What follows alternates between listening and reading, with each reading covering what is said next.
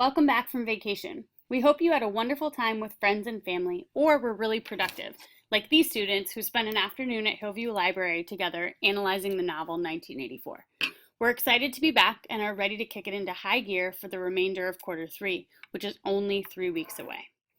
As you know, staying organized and managing your time are two of the most important things you can do to help yourself be successful, here in school and when you get out into the work world. For the first part of advisory, we're going to talk a bit about how to really use a tool you have at your fingertips, the Google Calendar. To begin, please ensure you're all logged into your Chromes and have your LPS Gmail open. Please also pass out the Google Calendar task sheets. You can pause here if your advisory needs a minute to get set up. To begin, everyone should have an email in their inbox from me that says jdiaz@leadps.org has shared a calendar with you. Open that email and click the link that says View Your Calendar. It will take you to your calendar, and now, under your name, under Other Calendars, you'll also see LPS SJ Students. Mine is red, so all the events in red belong to that calendar. Yours might be a different color, and you can change it if you want by clicking on this little arrow and choosing an alternative color. This is the new LPS student calendar. It will stay updated with all school events and deadlines so that you can stay on top of what's happening. If you have an event you would like to add, you can email Mr. Tinajero with the title, day, time, and description of the event, and he will add it for you. Speaking of Google Calendar, it really is one of the best tools at your disposal. While you should continue to use your planner to record daily assignments, Google Calendar is another organizational tool worth mastering. In the next few minutes, we're going to cover a few common uses. I'll walk you through and talk through each, and then you'll pause the video to give it a try on your own calendar. To begin, let's make sure you know how to access your calendar. From your email, click on the 9 little dots on the top right corner and choose Calendar. From here, you can play with the view, single day, week, month, or 4 days. Navigate to a different date, or turn various calendars on or off. Fun fact, you can create as many calendars as you want. Right now you have your main calendar, the student calendar, birthdays, and your task list, another cool feature worth exploring. But you could create one for your personal life that's completely separate. To start, we're going to create an appointment. There are 2 ways to create an appointment.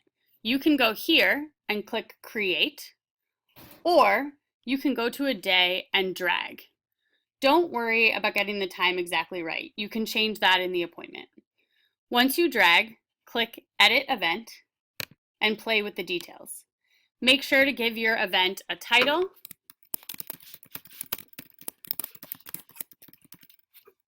choose a time,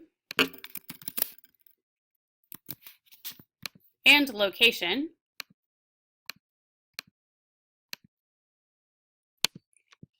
You can add a description and choose a color if you want, but you don't have to. I use colors to distinguish between different kinds of events. Classroom observations for me are orange and meetings are in yellow. You might color code by your classes or by different responsibilities. If you want the appointment to appear at the top of the day like this, in your appointment, just click All Day Event instead of choosing a time.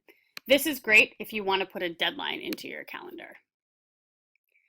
At this point, pause the video and create a couple appointments according to your practice task document. On to reoccurring appointments.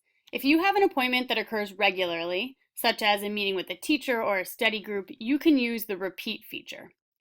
First, create an event, open it. I'm going to go back to a study group at 2 o'clock and click Repeat. Once you click Repeat, a little window will pop up where you can choose the repetition settings that you want.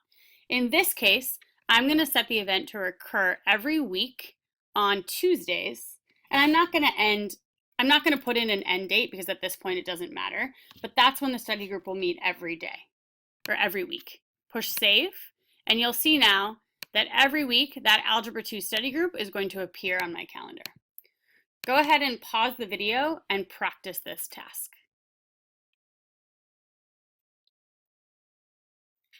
Finally, one of the most important features, the invitation.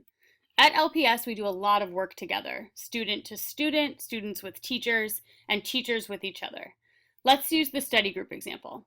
If you want to study for an exam on Wednesdays and you want 2 of your classmates to join, you can add them by clicking on the event, going to the Add Guests line, and typing in their email. I'll use Ms. Lopez as an example.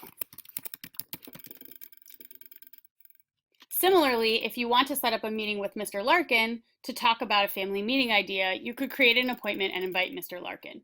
Make sure that when you enter the email address, you click Add, and then when you're done, hit Save. When you do, it will ask, 1, if you want to change the event, which is okay, and then it will ask if you want to send the invitation to guests. Make sure you click Send or they won't get an invitation in their email. That's it for now. Go ahead and practice this last skill, and remember, there are a ton of ways to use Google Calendar. Don't be shy in asking teachers or administrators about the various ways they use it so you can find the right method for you.